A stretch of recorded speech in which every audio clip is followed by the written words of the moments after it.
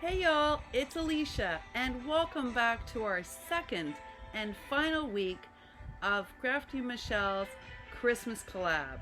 And I'm super excited, y'all, to be here.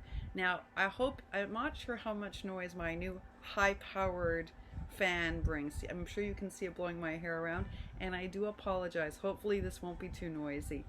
I'm so excited to bring you this week's project. It's probably for my regular subscribers, it's going to be a little whimsical for me and a little shabby for me, but I always like to bring something that's a surprise to a collab, and this week is no exception, y'all. No exception at all. Well, let me start with the box, because the project itself is contained inside the box, but the box too is part of the whole presentation. So I took an old card box, and you all know that I'm using for this particular collab Stamperia's Christmas collection, which has got this really pretty, like, soft pink. It's got elements of green and a really old vintage blue in it, and browns. And so I took this box, I gessoed it, I dry brushed painted it pink, and then I took pieces of the paper itself and strips of it, and I attached it. Over that, let me bring it close so you can see. Over that, what I did was, I have a couple of stencils I got while in Canada last year, actually, at the Dollarama, which is like the Dollar Tree in America, y'all. And these are the stencils. And using the Brilliance collection, which is fabulous, by the way, really fabulous, and our favorite smudging brushes, I went and I put on some stencils of snowflakes in gold, in this beautiful coppery gold. I actually overlaid them and built them up, but not perfectly, because I wanted it to have a little bit of that sort of faded look so that it all blends. And there's some on the top as well. And then this very shabby poinsettia, as you can see, I built using hand-dyed seam binding and this really sparkly, snowy kind of tool. Now, how did I do that? How did I build this poinsettia? Didn't watch a video, didn't watch a tutorial. I invented it, kind of doing what you do when you build a wreath. Now, here's what's funny, y'all. I've never built a wreath. Never once. So this was my first attempt at doing something like this, but I could see the poinsettia in my head, so I figured if I can see it, I can build it. Basically, what I did was I created a circle out of 110-pound cardstock, and using the wreath method of stringing through and pulling, I created, I guess, like a wreath using the seam binding and the tool. Once I got the desired dimension and I got the sort of outward floral shape, then using my favorite trim from Hobby Lobby, and I wish I could show you the roll, but I have like none left now. But basically that's the merchant tassel trim. I created a center that matched, like a shabby center, and that was how our shabby poinsettia was born. I really love this shabby poinsettia, and I'm thinking that I'm going to continue making these. In person, they're really whimsical looking. They're both shabby and whimsical looking, and they're soft and they're delicate, but they add just this whimsy to the box that I love. Okay, so that's just the box, y'all. Inside the box is the project itself. So you can see I used the paper again from Stamperia. Again, I stenciled using the stencil, not stamped, using the stencil. I inked up, and then inside is the project I'm going to show you. And I guess it's best to just lift it out. Inside the box, I have coordinating confetti that I hand-did myself, and some sequins mix in there. So what the heck are these little things? These little hats? Well, I saw this project a year ago on Carolina's Creations, and she made these little hats. Hers look different, because every time you make these, you can decide how they come out. But as you can see, this one I used some of that merchant trim and I made the hat.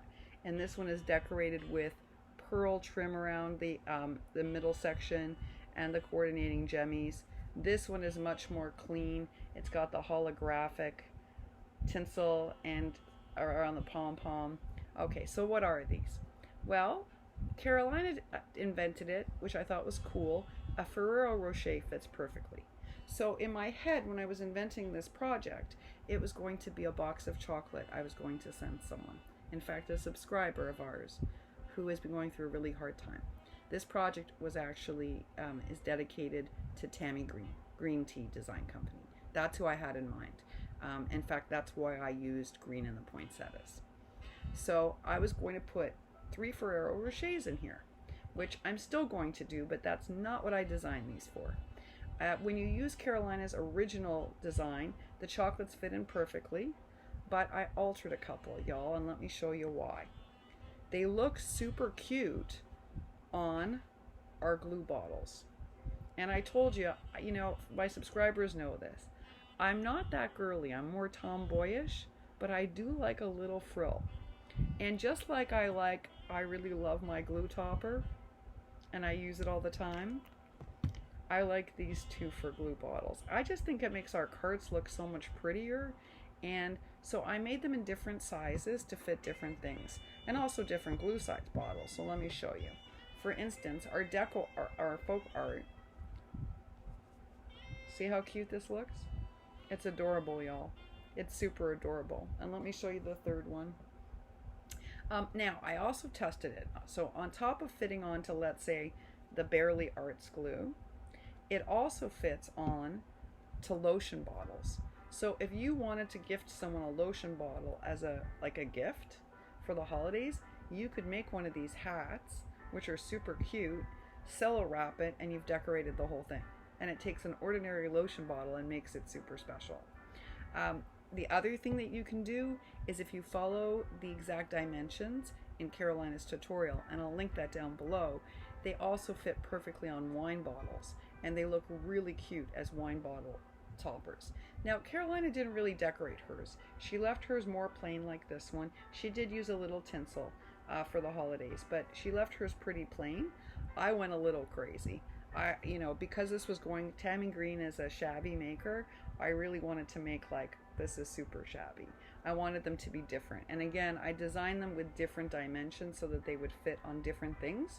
Because I thought, how fun would this be to decorate all your glue bottles with these when you're not using them, or your mixed media products. So I am going to put a link to Carolina's tutorial down below. I like mine a little fluffier, so I altered the dimensions, as I often do from a tutorial, and I sort of made them all different styles. I think that they could be made to match any crafting style. Like, I would use this for a Snow and Cocoa Maggie maker, whereas this one is clearly shabby, y'all. But they do look really cute. So what I'm going to do is I am going to insert the chocolates so that this becomes a box of chocolates for Tammy to have, and then afterwards she can use these as toppers for her glue, or she can use them on wine bottles to gift people for the holidays, or to girlfriends with lotions. It's up to her what she does with them. And that, y'all, is my final project for Miss Crafty Michelle. I want to thank you so much, Michelle, for once again, first of all, for always inviting me to participate in things that you do. I really appreciate the support. I also want to thank you. You always inspire me to think outside of the box. If you're a regular subscriber to my channel, you know this is not something I normally would make. But whenever I work on a Crafty Michelle collab, I do my best to bring you something innovative, something unexpected. And that's because Michelle inspires that in me. So thank you, Michelle, so very much for this. I will be doing a live this coming week, and I will be showing you how to make these on the live. If you're at all interested, you can visit my channel and check out that live. It'll be 7:30 next Thursday, and we will be making these. And I'm also going to, in case people want to make the poinsettia instead, it's a very similar method. I will tell you that this is a lot easier to make using yarn like this. But what I chose to do was actually, I started playing with different materialities, and I really like them out of baker's twine.